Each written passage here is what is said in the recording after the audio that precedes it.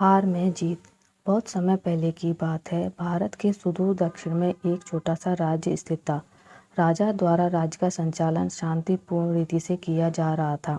एक दिन अचानक उसे खबर मिली कि एक बड़े राज्य की सेना की एक बड़ी टुकड़ी उसके राज्य पर आक्रमण के लिए आगे बढ़ रही है। वह घबरा गया क्योंकि उसके पास उतना सैन्य बल नहीं था जो इतनी बड़ी सेना का सामना कर सके। उसने मंत्रणा हेतु सेनापति को बुलाया। सेनापति ने पहले ही हाथ खड़े कर दिए। वह बोला, महाराज, इस युद्ध में हमारी हार निश्चित है। इतनी बड़ी सेना के सामने हमारी सेना टिक नहीं पाएगी, इसलिए इस युद्ध को लड़ने का कोई औचित्य नहीं है। हमें अपने सैनिकों के प्राण गंवाने के बजाय पहले ही हार स्वीकार कर लेनी चाहिए। सेनापति की बात सुनकर राजा बहुत निराश हुआ। उसकी चिंता और बढ़ गई। वह समझ नहीं पा रहा था कि क्या करे और क्या ना करे। अपनी चिंता से छुटकारा पाने के लिए वह राज्य के संत के पास गया। संत को उसने पूरी स्थिति से अवगत कराया और बताया कि सेनापति ने तो युद्ध के पहले ही हाथ खींच लिए हैं। ये सुनकर संत बोला, राजन, ऐसे सेनापति को तो तुरंत उसके पद से हटाकर कारागृह में डाल देना चाहिए। ऐसा सेनापति जो बिना लड़े हार मान रहा है, उसे सेना का नेतृत्व करने का कोई अधिकार नहीं है। किंतु गुरुवर, यदि मैंने उसे कारागृह में डाल दिया तो सेना का नेतृत्व कौन करेगा? राजा चिंतित होकर बोला।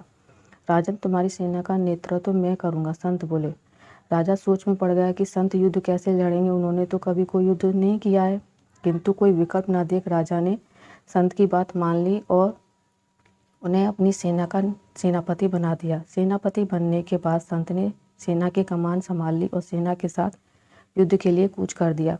रास्ते में एक मंदिर पड़ा। मंदिर के सामने संत ने सेना को रोका और सैनिकों से बोले, यहाँ कुछ देर रुको, मैं मंदिर में जाकर ईश्वर से पूछ कर आता हूँ कि हमें युद्ध में विजय प्राप्त होगी या नहीं। ये सुन सैनिकों ने चकित होकर पूछा, मंदिर में तो भगवान की पत्थर की मूर्ति है, वह कैसे बोलेगी? इस पर सेना की कमान संभाल रहे संत ने कहा, मैंने अपनी सारी उम्र देवीय शक्तियों से वार्तालाप किया है, इसलिए मैं ईश्वर से बात कर लूँगा। तुम लोग यहीं रुककर मेरी प्रतीक्षा करो।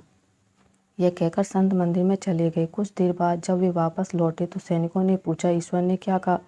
संत ने उत्तर दिया, ईश्वर ने कहा कि यदि रात में इस मंदिर में प्रकाश दिखाई पड़े तो हमारी विजय निश्चित है। पूरी सेना रात होने की प्रतीक्षा करने लगी। रात हुई तो मंदिर में उन्हें प्रकाश दिखाई पड़ा। ये देख सेना खुशी से झूम उठी। उन्हें विश्वास हो गया कि अब वे युद्ध जीत लेंगे। उनका मनोबल बढ़ गया और वे जीत के मंसूबे से युद्ध के मैदान में पहुंचे। युद्ध किस दिन चला। सैनिक जी जान से लड़े, फलस्वरूप उनकी विजय हुई। विजयी सेना के वापस आते समय फिर वही मंदिर पड़ा। तब सैनिकों ने संत से कहा कि ईश्वर के कारण हमारी विजय हुई है, आप जाकर उन्हें धन्यवाद दे आए। संत ने उत्तर दिया, इसकी कोई आवश्यकता नहीं है। यह सुन सैनिक कहने लगे, आप कितने कृतज्ञ हैं। जिस ईश्वर ने मंदिर में रोशनी कर हमें जीत दिलाई, आप उनका धन्यवाद भी नहीं कर रहे हैं। तब संत ने उन्हें बताया, उस रात मंदिर में आने वाली रोशनी एक दिए की थी और वह दिया मैं वहाँ जलाकर आया था। दिन में तो वो रोशनी दिखाई नहीं पड़ी, किंतु रात होते ही दिखाई देने लगी। दिए की रोशनी देखकर तुम सबने मेरी बात पर विश्वास कर लिया कि युद्ध में विजय हमारी होगी।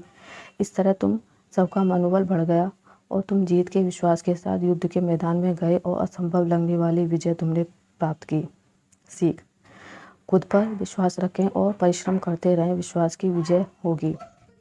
हमारी सोच ही आगे चलकर वास्तविकता का रूप लेती है, इसलिए अपनी सोच पर ध्यान दें, सदा सकारात्मक सोचें ताकि सकारात्मक परिणाम मिले।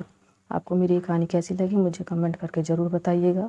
अगर आपको अच्छी लगी तो प्लीज़ इसे लाइक करें, शेयर करें और मेरे चैनल को सब्सक्राइब करें।